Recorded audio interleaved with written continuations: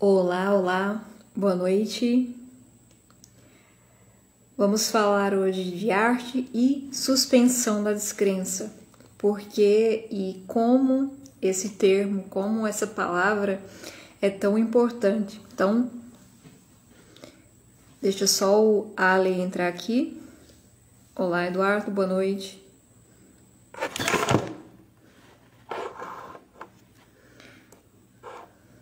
Acho que foi agora. Olá, Marise, boa noite.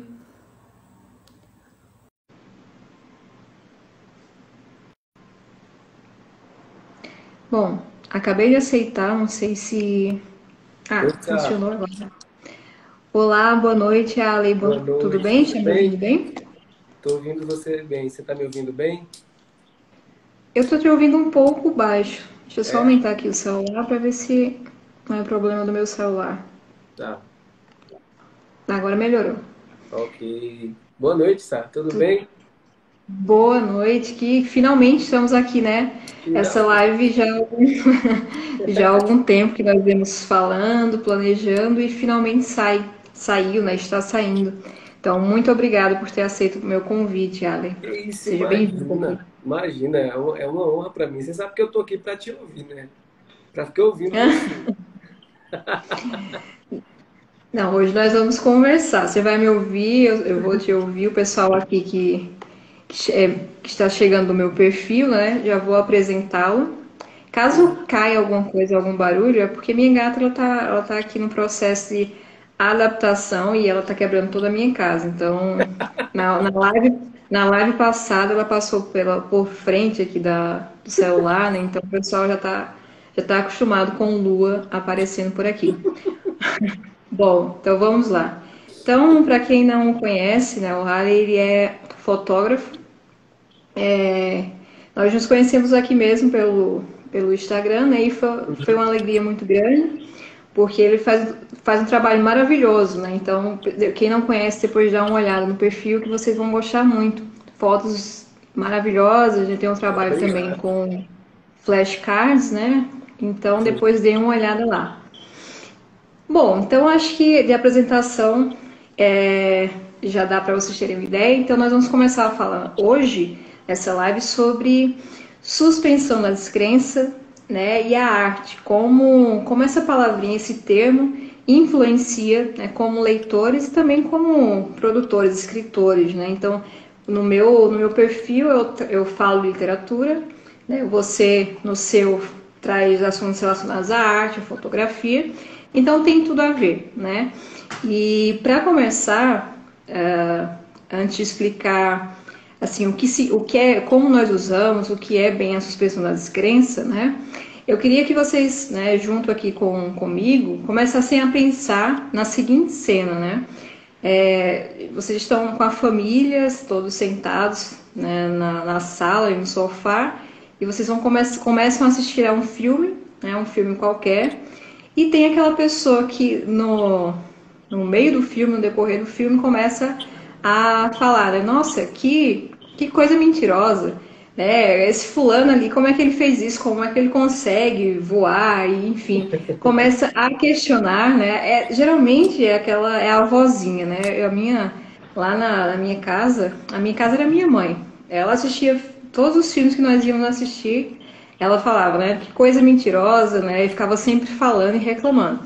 Então, a partir daí, pensando nessa situação, a gente vai entender melhor o que é suspensão da descrença, né? Então, a suspensão da descrença, só para dar uma ideia aqui melhor ali para o pessoal, é um termo que ele é utilizado, né, desde assim, formalmente, né, foi colocado pelo o Samuel Taylor Coleridge, né, lá no Romantismo, e ele criou, né, ele deu esse termo, mas já existia, né, desde Aristóteles na Poética, daqui a pouco a gente vai falar um pouco, essa ideia de suspender a descrença, né, estando em contato com a arte, com a literatura, ela já existia, né, e Aristóteles já fala um pouco, mas não coloca esse termo, né, só lá com o Samuel Taylor, que ele coloca isso uma espécie de crítica literária. Primeiro, um livro que ele vai falar sobre literatura. Uhum. Então, é um termo que nós usamos, né, que na crítica literária, enfim, toda a tipo de arte, para falar daquilo que nós, como espectadores, né, nós reagimos diante daquele livro, daquele filme que nós estamos em contato. Né? Então, é a capacidade do leitor ou do espectador de acreditar, né, de forma voluntária naquilo que ele está lendo ou que ele está assistindo. Né? E a gente tem que marcar muito bem essa palavra voluntária, né? Porque tem que ser voluntário, né? A gente guarda um pouquinho isso aí que nós vamos voltar mais na frente a falar.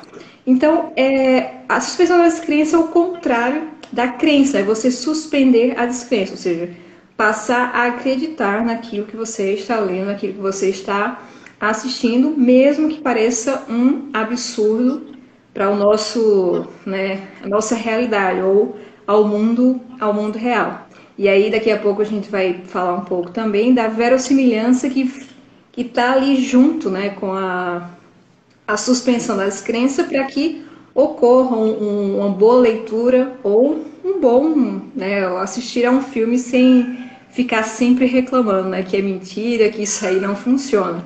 Então, não sei se você já passou por isso, né, Ali, com alguém em casa, ou mesmo lendo e assistindo, Uhum. de ver algo e ter essa sensação, né, de que coisa mentirosa, isso aí não é possível. Já teve? Nossa, assim, primeiro que boa noite, pessoal, todo mundo que está aí.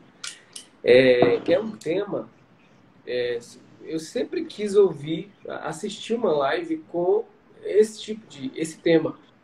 Eu gostaria de assistir uma live assim, porque é o tipo de assunto que não vai atrair as massas. Então a gente não está falando aqui para as massas. Nós estamos falando para um grupo muito restrito, né? Talvez alguns que já saibam o que é suspensão de descrença ou suspension of disbelief, para ficar mais chique, né? Em Sim, inglês fica mais chique. fica. Mas, como a gente está falando para um público mais restrito, a gente sabe que não é um tipo de assunto para a grande massa, né? Mas eu acho que é um assunto essencial. Eu acho que isso é necessário. Porque eu acho que a nossa formação, a nossa base, né, transformou a gente assim em questionadores sem ler nada. Então todo mundo tem opinião sobre tudo sem nunca ter lido nada ou ter lido pouco, né? Então nós ficamos com uma personalidade extremamente viciada.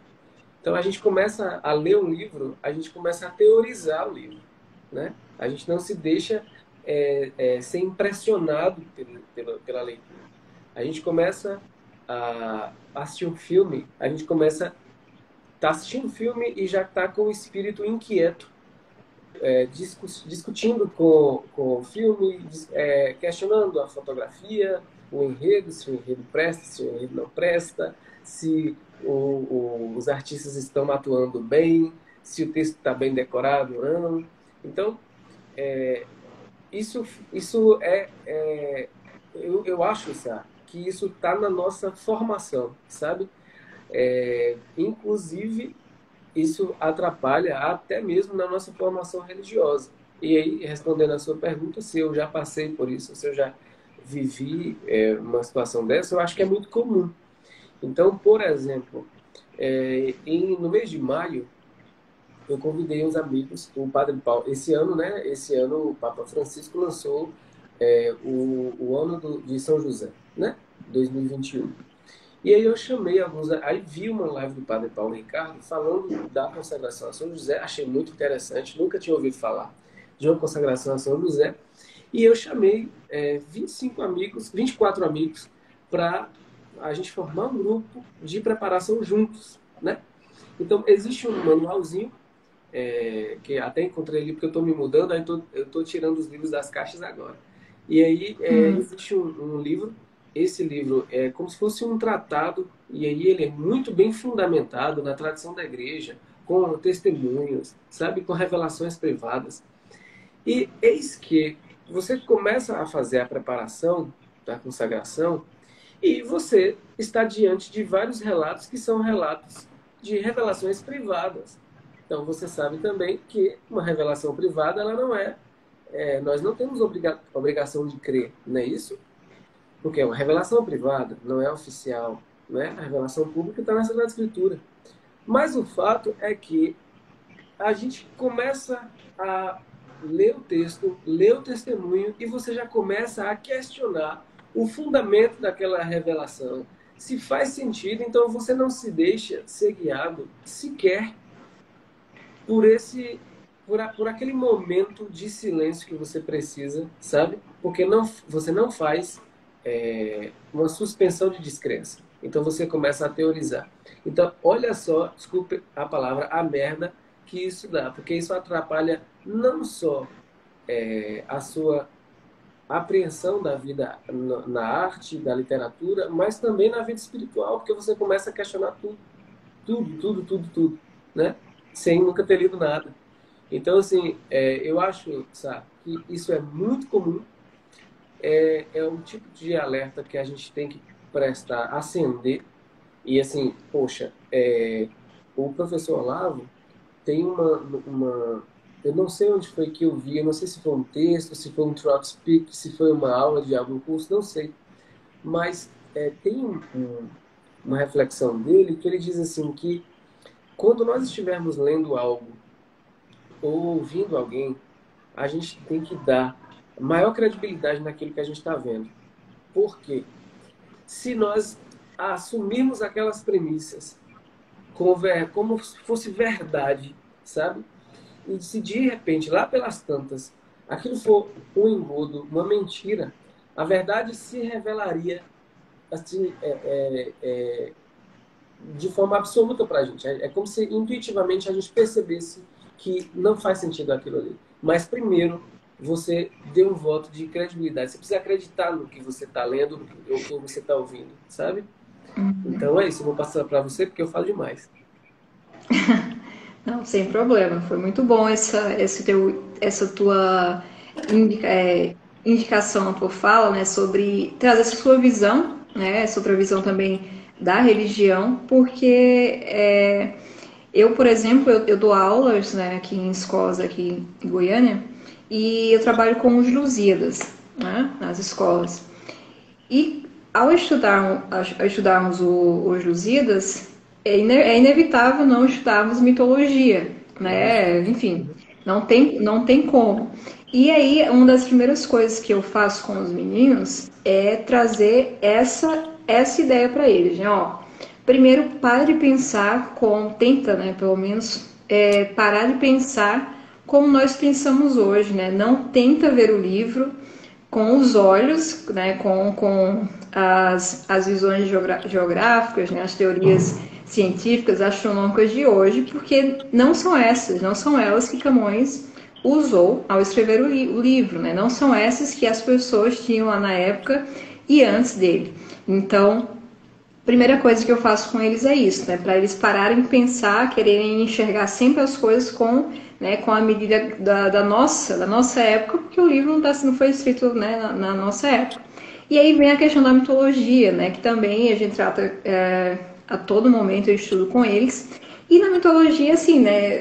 Pensando comparando com a realidade, né, nós temos coisas assim absurdas, né? O nascimento, por exemplo, de Baco, né, ou Dioniso, ele está lá sendo gerado, né, por Semele, sua mãe, que é uma mortal, filho de Zeus, né, de Júpiter, e tem todo o drama, né, que a esposa de Júpiter, que eu sempre vou usar os nomes romanos, tá? Estou sempre acostumada a usar os nomes romanos.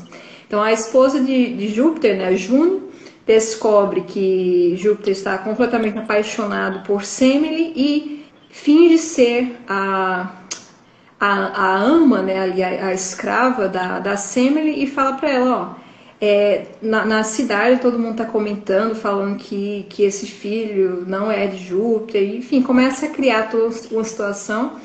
E Semele, ela acredita nisso e põe à prova, né? Pede para Júpiter para ele aparecer em toda a sua majestade, né? Em todo o seu esplendor. Só que isso, ela não sabia isso. Qualquer pessoa que tentasse enxergá-lo, vê-lo dessa forma, seria totalmente queimado, né? Morreria porque o humano não conseguiria vê-lo no seu esplendor. E aí ela fez isso, pediu, e Júpiter atende ao pedido da Semele e ela acaba sendo queimada, né? Enquanto ela está ali queimando-se, Júpiter, para salvar o Baco, né, a criança, tira ele da barriga da mãe, do ventre da mãe, e o coloca na coxa, né? Ele vai ser gerado dali para o final, até nascer, gerado na coxa de Júpiter. E aí, quando os meninos escutam isso, eles ficam horrorizados, né? Mas como, né? Que coisa, que absurdo! E como alguém pode ser gerado na coxa e vai, começa. Não, você não sabe quantas coisas eu escuto com esses meninos. É engraçado, mas é muito interessante você ver. E isso no começo, depois eles já estão acostumados e eles ficam, né? Eles não ficam mais tentando achar explicações lógicas para o que não pode ter explicação lógica, né? Eu falo. Então isso tem tudo a ver com o nosso assunto, né? Quando nós vamos ler uma ficção ou assistir a um filme, se a gente já chega com essa coisa, né? Eu vou ficar procurando ali defeito, eu quero ser a crítica literária, eu quero ser ali o crítico de cinema, sei lá qual, fugiu o nome agora que se dá. E se a gente já chega com essa atitude, né? As coisas muitas vezes não funcionam. Então, a suspensão da descrença é isso, a nossa vontade, né? Esse voluntário de acreditar nas premissas que são nos dadas ali no livro ou no filme, na arte que nós tivemos em contato. Então, assim, para nós, né, que desejamos ler bem ou, enfim, ter uma vida em contato com a arte, né, de forma que gere algum resultado, né, não adianta a gente só ler e não entender o porquê das coisas, né? É importante sim uma leitura assim, despretensiosa, eu estou lendo aqui, mas vai chegar um certo momento que só essa leitura assim também não dá. Você precisa ter mais repertório, né, para saber, ó, isso é assim por isso, isso e isso, né? Então, se você não faz essa evolução também na tua leitura, né, como leitor, como espectador, também, né, fica algo faltando. E aí, vamos dar um exemplo assim bem, sei lá, bem simples, né, para acho que todo mundo vai conhecer, para entender de fato o que é a suspensão da descrença, né? Então, e a verossimilhança também, né? Então, antes de falar o exemplo, eu vou só rapidinho, Ali, falar sobre o que é a verossimilhança, né? Porque ela e a suspensão da descrença, elas devem estar ali sempre juntinhas, né? Então, eu já falei que a suspensão da descrença é a vontade voluntária de você, como leitor, como espectador, acreditar naquelas premissas ali que estão sendo nos dadas. A verossimilhança é a verdade. A verossimilhança vem de verossímil, né? É o que parece verdade, né? Então, é a verdade dentro do texto, dentro da narrativa ali, do filme, do livro. Então, mesmo que aquilo, na realidade, né, no mundo real, digamos, como a gente fala, não seja possível, né, seja algo impossível, se na narrativa, se no filme, no livro, o autor consegue colocar aquilo com lógica, uma lógica interna, se ele dá ali, ele dá razão, né, para aquilo, isso é verossímil, é real ali dentro da narrativa, né? Então, um exemplo muito simples desse é o Homem-Aranha. Eu gosto sempre de falar porque todo mundo conhece, né? Eu acho que ou o filme ou o quadrinho, se não leu, já deve ter assistido. Então, como é a narrativa do Homem-Aranha? Né? Tem lá o Peter Parker, que é o garotinho do bairro, né? O menino ali do bairro. Ele, o estudante, vai com a sua escola para um laboratório, né? Isso aqui eu tô falando do filme, tá? Porque eu não li. Se for diferente, aí vocês... se for diferente, eu não sei. Desculpem aí, vocês podem comentar, mas se você souber também, tá? Mas eu não sei. Não sei. Vou falar quanto ao filme. No filme, ele vai lá nesse laboratório, eles vão fazer essa excursão escolar, e lá uma aranha que estava sendo modificada ali, geneticamente, estavam sendo feitos ali alguns experimentos, algumas coisas assim do tipo com ela. Ela acaba picando o Peter Parker e por isso A partir disso, ele ganha poderes, ele começa ali a descobrir depois de algum tempo que, né, agora na verdade é o Homem-Aranha, ganhou poderes ali a partir da aranha, da picada da aranha, né? Então, existe uma explicação, né, lógica dentro da narrativa, uma lógica interna, dando o porquê, porque uma pessoa, né, que foi picada por uma aranha ganha poderes a partir disso. Na vida real, né, eu até brinquei uma vez, o aluno falou, né, mas a senhora sabe se é possível ou não na vida real? Eu disse, olha, vamos fazer o teste. Eu vou pegar uma aranha ali daquelas enormes, deixa ela te picar, se você ganhar poderes, aí a gente comprova aqui a tua tese. Se não, então é melhor ficar, não falar isso. Né?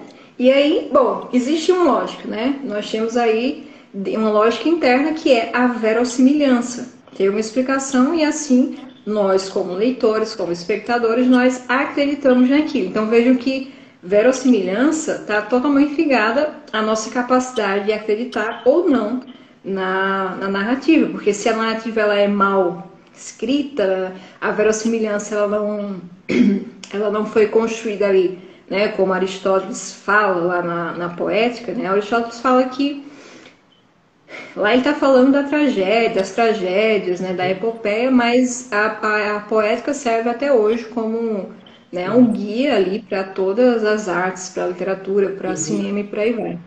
E lá ele fala, né, que para existir a verossimilhança, né, para que as tragédias fossem feitas, né, fossem boas, fossem feitas corretamente, o poeta, que ele chama poeta, né, o escritor, o artista, o O que nós artista. chamamos hoje por vários, né, nomes, ele chamava de poeta.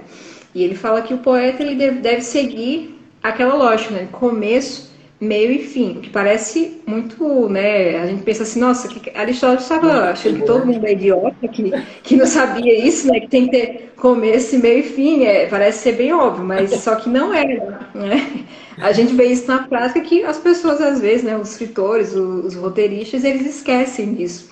E o Sim, que é sim. basicamente o que é que Aristóteles está falando? Ó, precisa ter, você não pode colocar nada no teu livro, na tua tragédia, na epopeia, nada que não tenha relação com o que veio antes e nem o que não tenha relação com o que vem depois.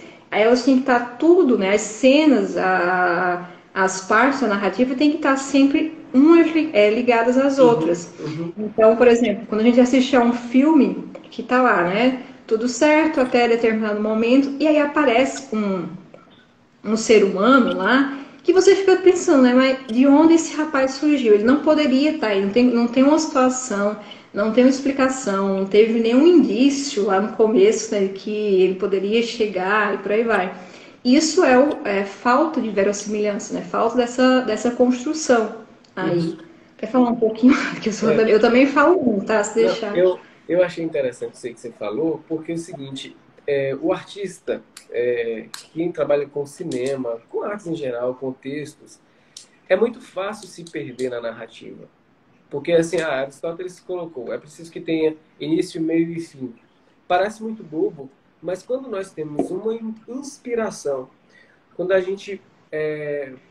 vou pegar aqui, vou montar uma exposição fotográfica, tá? Então, eu tive uma inspiração. Vou montar uma exposição fotográfica. De repente, quando você vai fazer a curadoria das imagens, evidentemente, você tem uma história a ser contada ali. Você tem uma narrativa ali, né? E é muito fácil você se perder. Por quê? Porque você está tão ansioso, se você quer tanto que as pessoas vejam o que você está vendo, que se você não tiver muito cuidado, não descansar um pouquinho, você se perde.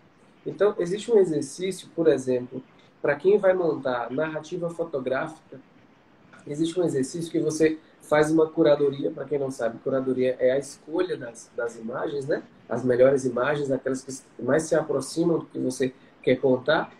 E você escolhe essas imagens e coloca essas imagens em ordem, certo? Então você vai revelar ou imprimir e coloca essas imagens em ordem. Depois que você colocá-las em ordem, você esquece e volta nessas imagens depois de 2 ou 3 dias, para que você olhe de novo e veja se existe coesão, se tem início, meio e fim. É assim também num texto, você que escreve, é assim também no cinema. Então, por mais que seja muito evidente, a princípio muito óbvio o que Aristóteles está falando, mas é muito fácil para o artista ele se perder, né? É muito fácil. Então, às vezes você, poxa, estou produzindo um documentário. E no documentário, por mais que você faça a roteirização de forma pormenorizada, mas quando você está ali na produção em si, às vezes você se perde. Já aconteceu comigo. Então, eu fiz um vídeo, eu lancei um vídeo bem pequenininho, tem que, eu acho que foi no mês de maio, para falar da, do Regina Coeli, né? Como surgiu o Regina Coeli e tal. Mas o meu objetivo, no final, eu não consegui porque eu estava tão imerso, mas tão imerso na história, que era para eu ter parado um pouquinho, descansado e só depois soltar o vídeo. Então eu não fiz isso, né? Então, assim, parece óbvio isso, que é preciso que a narrativa tenha início, meio e fim, mas para um artista, quando você está ali envolvido com a coisa, vivendo aquele texto ali, no texto é a mesma coisa que você tem que escrever e depois volta, manda para alguém para ler, e depois você rumina de novo o texto, escolhe palavra por palavra, mas é fácil, de fato, você se perder, né? Uhum. Não, mas pois é, né? É isso que eu falo sempre nas aulas de redação, por exemplo, né? Que tem que ter também esse cuidado, principalmente lá nas narrativas, mas também como leitor, né? Nas aulas de literatura, para que a gente fique atento, nós fiquemos atentos também a isso, né? Então, muitas vezes há um erro, que é um erro de verossimilhança que faltou ali o autor, né? Ele não conseguiu colocar, ele não conseguiu estruturar aquilo de forma, né, como deveria ser. E se a gente consegue, se nós estamos fazendo a leitura realmente uma leitura atenta, né? Nós vamos perceber, ó, por que está aqui assim, por exemplo, eu lembro de uma aluna minha, ela falou, eu estava falando sobre isso, e ela falou do Harry Potter, né? Falando que quando o Harry ele vai encontrar com a primeira vez que ele se encontra com o professor Snape, que ele não, o professor não olha a marca, né, que ele tem aqui que todo mundo observava a primeira coisa nisso nele, né? Ele não percebe isso. Ele olha primeiro, fica admirando e observando os olhos do Harry, né? E aí passa aquela cena, aquela primeira coisa, e ninguém entende bem o porquê. Só que depois, lá no final, né, descobre-se que ele olhou primeiro ali para os olhos do Harry porque o professor Snape ele foi apaixonado pela mãe do Harry e os olhos dela eram muito parecidos com o do menino, né, com o do Harry. Então, por isso que ele fez isso. E aí, então, o roteirista, a pessoa lá, a escritora, né, ela fez isso, ela deu um indício, ela colocou algo lá no começo para que quando aparecesse essa cena final, né, mostrando que ele tinha essa paixão pela mãe do Harry, nós, como espectadores, como leitores, entendêssemos, né? Ah, foi por isso que lá no começo ele não observou a marca, mas sim os olhos do garoto, né? Então tem uma relação. E aí, se você como, por exemplo, né, literatura, textos mais longos, narrativas mais longas, se você como escritor, como roteirista, né, você não consegue juntar essas peças, já que tem um espaço muito grande entre uma e outra, acaba se perdendo. Só que isso para o espectador, para o leitor, é muito visível, né? Uhum. É igual quando nós estamos gravando vídeo, assim, né, aulas falando em vídeo, qualquer erro, né, que nós fazemos, né, alguma coisa da gramática, né, algum erro assim do português, qualquer coisa, fica muito mais evidente do que quando nós estamos falando assim, né, uma conversa Uhum. sem a câmera, né? Parece que quando filma, quando tá aqui, o negócio fica mais, né? Isso é muito claro, ficou muito claro para mim quando a gente começou agora, desde o ano passado, a ter que dar aulas online, a gravar aulas, e aí quando você vai ver, né, você começa a perceber uma série de coisas, né, de erros, assim.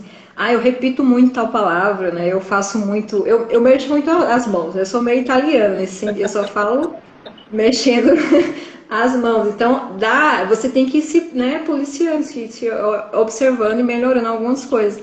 Mas isso tudo faz parte também do que nós estamos falando, né? Então, eu separei aqui só para falar, mostrar rapidinho aqui para vocês, esse livro aqui do Tolkien, né? Árvore e a Folha, né? Que é um livro onde ele divide, na verdade, né? Ele traz um conto, né? Que é chamado Folha de Migalha e na primeira parte ele traz um texto mais crítico falando sobre as fábulas e todo esse universo dos contos de fadas, na verdade. E aí o Tolkien, né, ele assim, ele é o exemplo máximo, né, do autor, da pessoa que criou a verossimilhança, né, os textos com verossimilhança, e ele conseguiu, né, fazer assim ao máximo a suspensão da descrença no espectador, no leitor dele. Só que ele traz uma novidade, né? Ele foi assim bem inusitado, porque ele falou o seguinte, ó: não é o leitor ou o espectador que tem que trazer a suspensão da descrença, não tem que ser feita pelo leitor ou pelo espectador. É o escritor que tem que escrever bem, tem que ser verossímil, tem que criar tudo que dê condições para suspender, para que o espectador, né, o leitor, suspenda a descrença. Então ele meio que muda. Ele tira a responsabilidade, né, do leitor, do espectador, e coloca no escritor, no roteirista. Legal. Ele fez isso aqui. Esse livro é muito, muito interessante, muito bom. Recomendo, inclusive. Assim, para quem quer trabalhar com os filhos, né, ou com o professor, para saber mais sobre os contos de fadas, né, aqui é um bom começo. Deixa eu só beber aqui uma aguinha. Gustavo, você está comentando aí da suspensão de descrença, e aí tem um problema que talvez quem esteja nos assistindo aí é o seguinte: quando existe e aí é uma pergunta, vou fazer uma pergunta, vou lançar para você, tá? Existe algum momento que nós não devemos suspender essa descrença, né? Existe esse momento aí. Por que eu estou perguntando isso? Porque hoje, infelizmente, se a gente for ler tudo quanto é porcaria que a gente encontra na frente, né? Se a gente for todo texto, todo artigo, sem consultar, saber qual é a cosmovisão daquele escritor, o que ele acredita. Então, assim, existe algum momento que nós não devamos ir por esse lado, como, por exemplo, se a gente pegar as novelas, né, das últimas décadas, certo? As novelas dos últimos anos, né? As novelas mais famosas aí. Então, será que houve aí um mecanismo deliberado, como o Tolkien disse, para que o roteirista conseguisse suspender a descrença?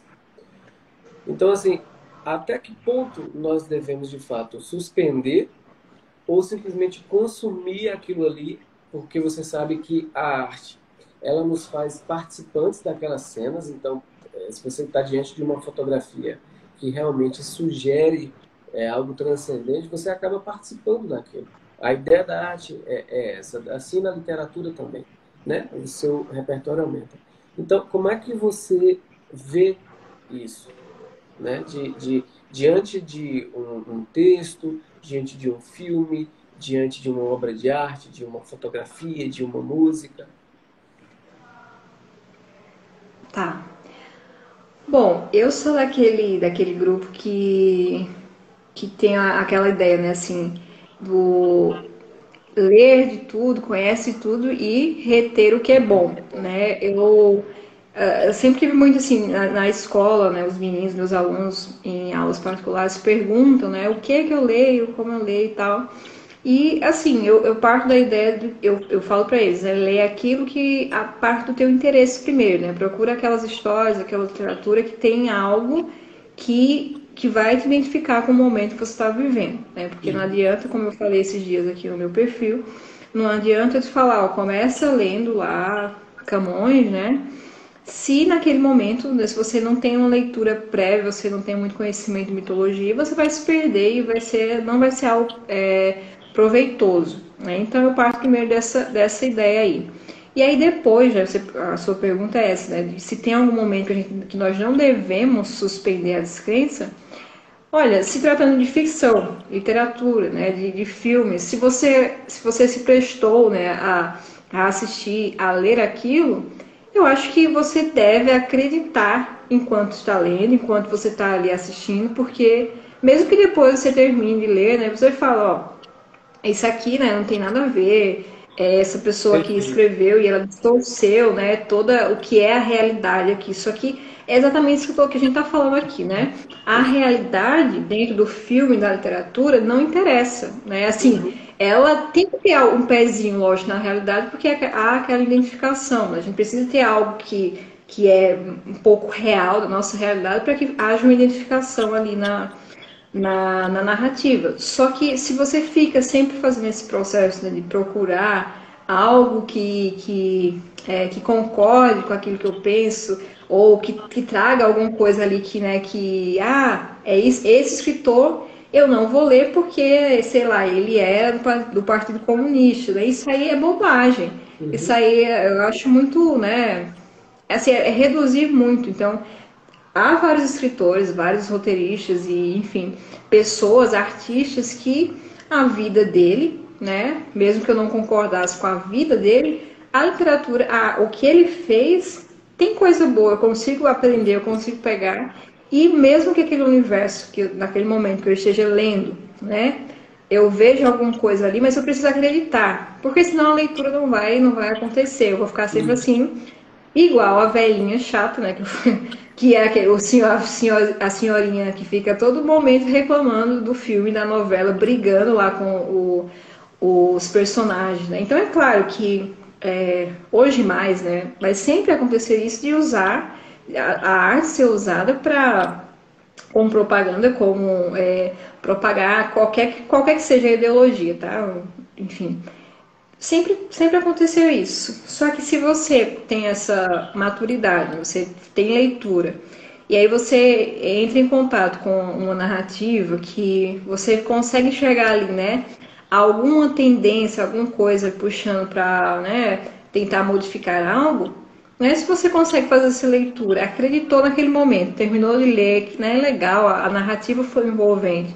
Se ele usou a verossimilhança, né, como deve ser usada. Se foi bom, né, por que eu ficar, né, não. Terminou o filme aí, você pode falar, você pode, o filme, ou a narrativa, o livro. Mas assim, é sempre aquela coisa, né, você tem que saber ler, você tem que saber assistir, tem que saber reter o que é bom. Então isso também parte de uma preparação, né, de uma leitura, de um processo que vai se construindo, que a gente vai trabalhando, né, a cada leitura, a cada contato, né, com a arte, enfim, é o que nós estamos Perfeito. falando. Então, eu parto dessa ideia. Não sei se você Não, também concorda. eu penso assim também, porque veja bem, se você começa a ler por nichos, né? Ah, isso aqui é de direita, isso aqui é de esquerda, isso aqui é conservador, isso aqui é liberal, isso aqui, sabe? Você vai começar a raciocinar por caixinhas.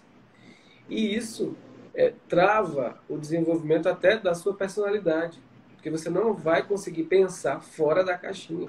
Então, assim, é claro que nós precisamos ouvir todo mundo e ponderar o que é bom. Esse discernimento nós aprendemos com a prática, evidentemente, né? Com a prática. Então, você comentou aí, seja qual ideologia for, como de fato não era assim com o nazismo tinha uma estética própria. Tem um documentário que está disponível no YouTube, é, Arquitetura da Destruição. Esse é o documentário, A Arquitetura da Destruição. O documentário, ele mostra muito bem qual era a perspectiva de beleza dentro do nazismo. Então, para você ter ideia, a equipe do Hitler era feita, na sua maioria, de artistas. Então, olha só, né? De artistas. Então, eles tinham o objetivo de fazer um museu para Hitler. O próprio Hitler pintava, era um pintor frustrado, um artista frustrado, mas era um artista. Então, assim, é claro que existem correntes que vão divergir até da nossa visão de mundo, mas se você começar a consumir determinada coisa somente por rótulo, isso facilmente vai levar você até para uma armadilha, porque se o cara de esquerda disser para você, então, que no rótulo que aquilo é de direita, você vai consumir, porque você só vai consumir coisa de direita. Então não é por aí, não é pelo rótulo. Então, mas é pelo que a verossimilhança, a coesão que existe ali dentro do texto, do filme, da canção, da fotografia. Porque se o cara ele sai do discurso poético para fazer uma narrativa puramente ideológica, uma panfletagem ideológica, poxa, então ele já escorregou. A gente já não está mais lidando com o texto literário, a gente está lidando com um cara sacana que quer conduzir você, né? Está escondendo o jogo e quer conduzir você para um outro discurso, né? Que aí já entra até na retórica, até, porque ele está querendo que você tome determinado posicionamento. Então a gente já saiu da ponte, né? Só que esse discernimento, e aí eu acho que entra você como professora, é preciso que alguém conduza as pessoas para que consigam discernir isso, entende?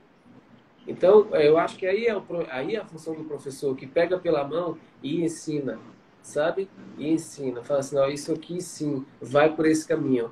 Esse caminho aqui, como você falou, poxa, você tem que ter determinada base para você consumir determinado tipo de literatura, porque senão você vai se perder, você não vai conseguir pegar nem as analogias, né? Então, eu concordo com você, acho que é por aí sim.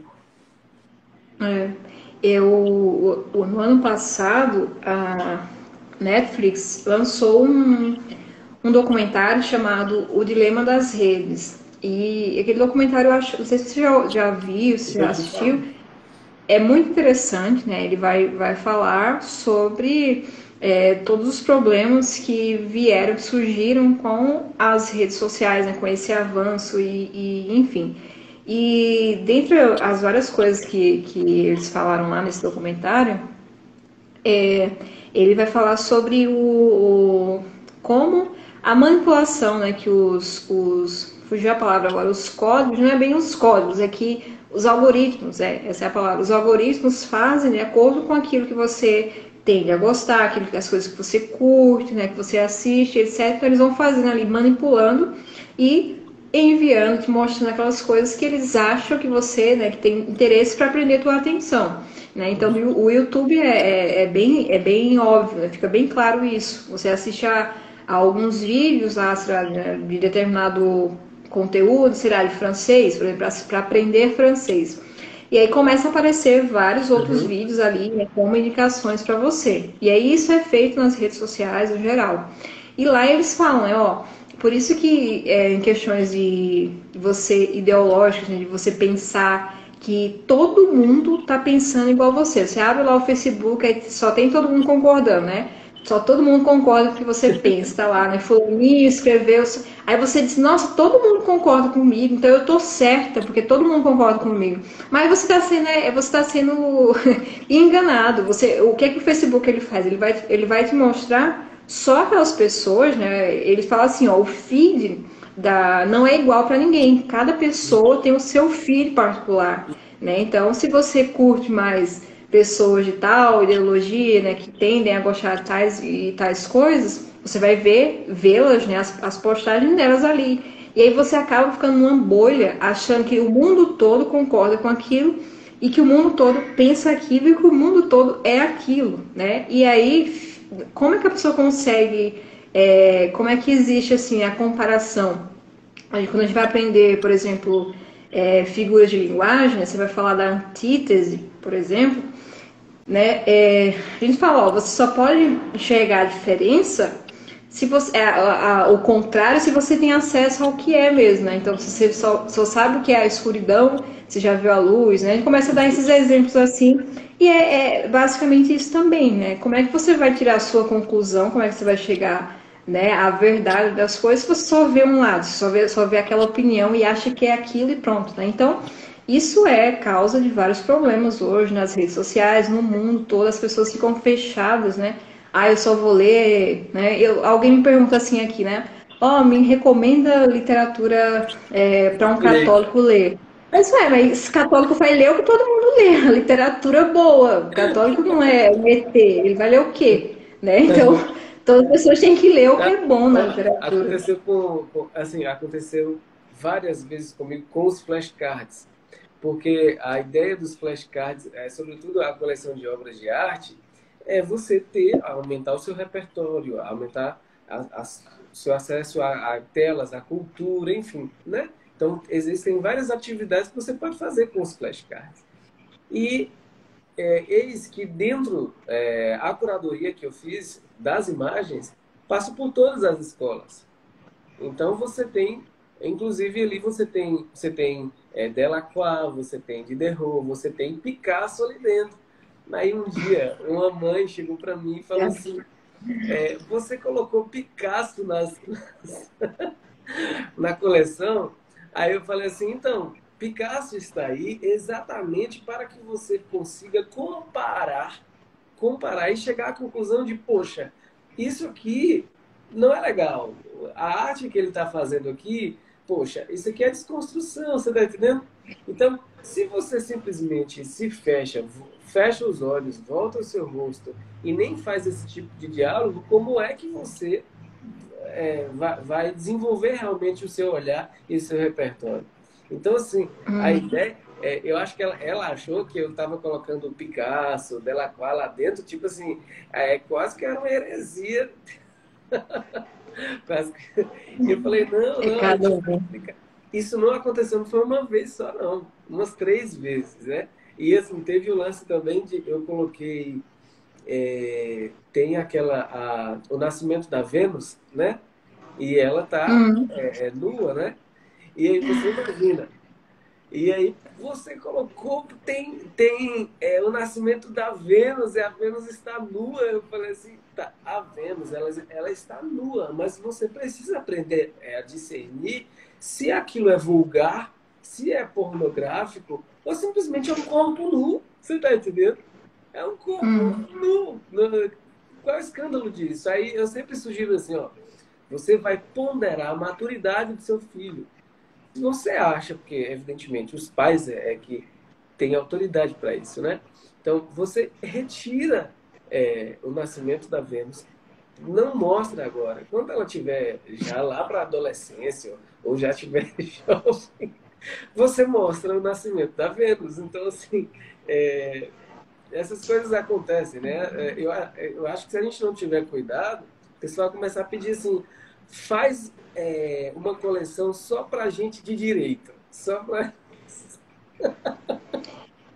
Olha, não, você imagina também que eu já passei por situações assim bem complicadas, porque ao trabalhar mitologia, né, e eu trabalho em escolas particulares, escolas confessionais católicas, né, então, assim, tem aqueles pais que né, tudo bem e tal, mas outras situações não. E a situação com o da Vênus também aconteceu comigo, porque quando eu fui falar do nascimento da Vênus, eu coloquei a imagem lá lá do, né, nascimento da Vênus. E aí foi um absurdo, né? Os meninos, meu Deus, aí eu fui explicar isso aí.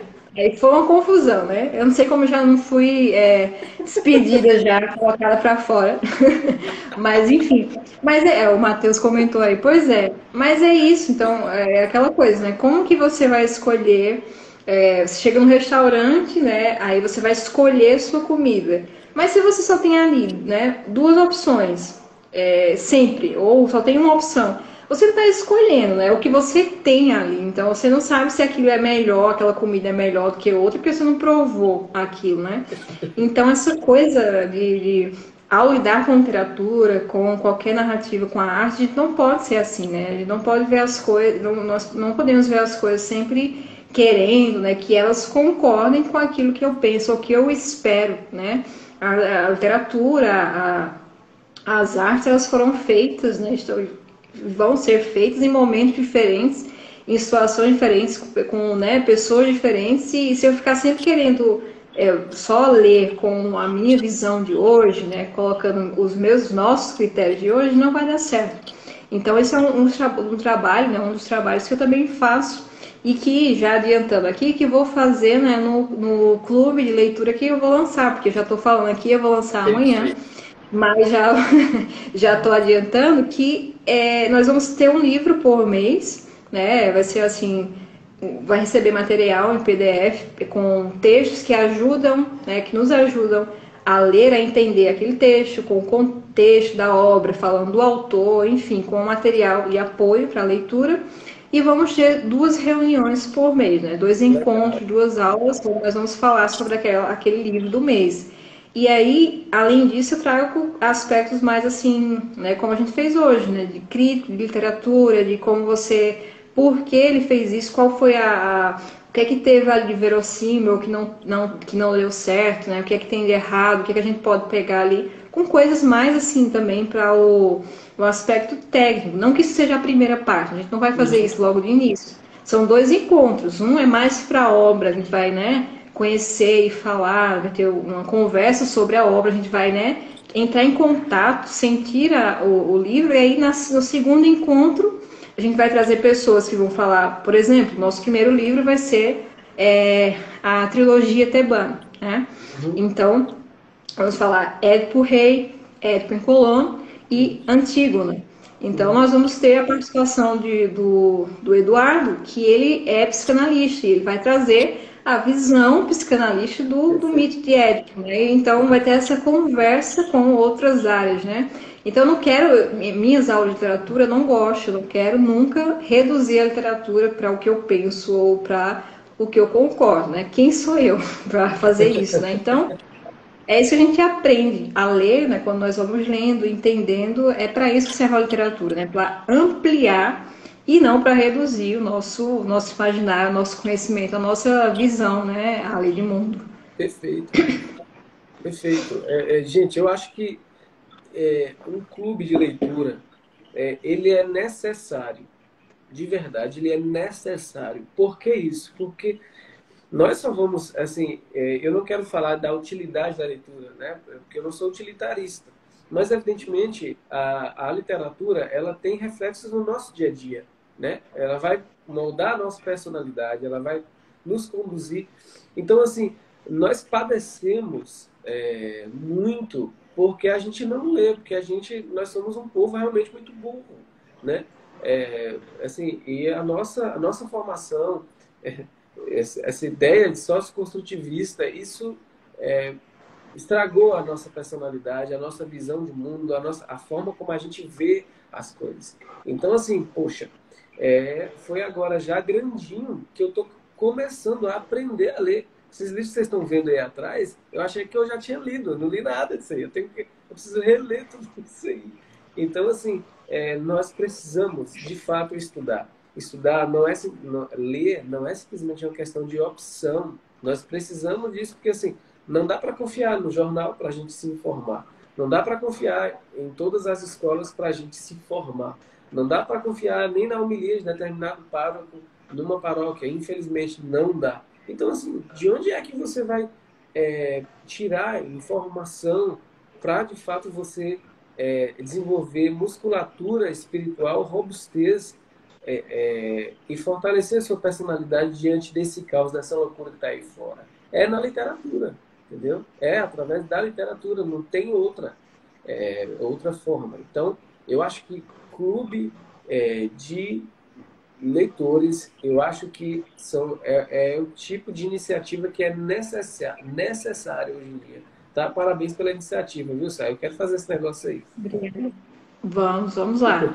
Amanhã eu já estou colocando aqui, e aí o nome do clube é Catarse, né? Então, traz toda Legal. essa ideia aí do nome, eu gostei muito, né, desse nome, porque a literatura é isso, né? Você entrar em contato com aquele texto, aquela narrativa, ver aquela personagem, né, vivendo uma situação que ou você já viveu, ou que já viu alguém vivendo, né? Ou que você vai viver e tá, né, tendo contato antes, e quando você se depara com aquela situação que a personagem está vivendo, você consegue sentir, né, muitas vezes o que ela está sentindo e você começa a entender melhor aquele sentimento que às vezes, né, passa desapercebido durante nossos dias, na nossa vida, né, a correria, que a gente não para refletir sobre o que nós sentimos, né?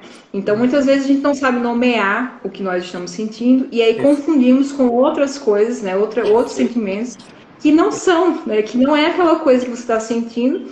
E como você vai resolver aquele problema se você não sabe o que ele é, né, de fato? Perfeito. Então, na Perfeito. literatura, quando você enxerga a parte do texto, da narrativa, da vida da personagem, aí sai aquele clique, né? Você finalmente entendeu o que é aquilo que eu senti ou que eu estou sentindo, e aí, a partir de agora, eu vou ter como resolver aquilo, né? Antes disso, não tem. Então, nesse mundo, né, ele tantas assim esse mundo pós-Covid, né? Eu tô batendo muito nisso porque é um mundo novo, né? O Brave New World. Então, chegamos a ele, parabéns, estamos aqui. Acostumem-se a ele, né? Temos que algumas coisas a gente vai ter que, né, a partir de é a nossa realidade, é o que nós temos agora. E a literatura lá, desde os gregos, ela é a mesma, né? Mesmo não. Os seres humanos são os mesmos, né? Desde os gregos até hoje. Então, o que os gregos falavam servem e muito para o que nós estamos vivendo hoje, né? Não achem que né, são coisas totalmente diferentes, porque o que está lá em Hamlet, em Édipo, vai servir, vai nos ajudar para nos entendermos e conseguirmos entender também por aquilo que nós estamos vivendo hoje, né? Perfeito. Então, eu acho que está dando nosso tempo aqui, Rari. Eu vou te agradecer mais uma vez. Muito Ah, obrigada passou muito por aceitar o rápido. convite. Foi muito bom conversar com você. E fale aí, dê suas considerações finais. Pessoal que assistiu aqui, bom, depois eu falo. Pode Ó, falar. para mim foi uma conversa muito gostosa e eu sempre aprendo muito com você. Eu acho que vai ser um sucessaço o clube, tá? Eu quero participar. E é isso. Brigadão. Acompanhe a Sabrina nas redes. Quem não segue a Sabrina, por favor, siga a Sabrina, porque eu acho que nós precisamos estar, assim, a gente precisa se unir cada vez mais, pessoas que têm a mesma cosmovisão, mesma visão de mundo da gente. Isso é muito importante nos dias de hoje, tá? Porque, afinal de contas, nem todo mundo ainda tem esse discernimento, né, Sabrina? Esse discernimento é através da leitura que a gente vai desenvolvê-lo com pessoas capacitadas e competentes para fazer isso, tá? Então, obrigado, Sabrina, pelo convite. Quando precisar, eu estou aqui, tá? Muito obrigada mesmo. Pessoal que ficou desde o começo, que está aqui, né, participando. Se teve algum comentário, eu não vi, assim, só vi, passou um, eu acho, e alguém mandou uma mãozinha, porque meu celular fica travando. Então, me desculpem se eu não li, tá, alguma coisa, mas podem ficar à vontade para mandar mensagem aqui pelo direct, tá? Então é isso. Muito obrigada a todos e até mais, até outra oportunidade, Allen. Muito Tchau, obrigada. tchau, Sabrina. Obrigado, eu. Boa Tchau, tchau. noite. Tchauzinho.